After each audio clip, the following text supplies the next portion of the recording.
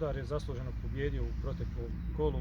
Prvo poluvreme smo uspjeli sačuvati svoju mrežu, napravili par dobrih napada, nažalost nismo uspjeli postići pogodak. Drugo poluvreme smo loše otvorili, brzo primili 2 pogotka i utakmica je bila riješena. Dobra strana u toj utakmici je što su nam se Raspudić i Malbašić vratili poslije dugo vremena, a poslije 10-ak dana ponovo su u konkurenciji bili i Popović i Domuzin, tako da očekujem da ćemo u ovoj završnici jeseni biti bolji, pružiti kvalitetnije partije, osvajati bodove.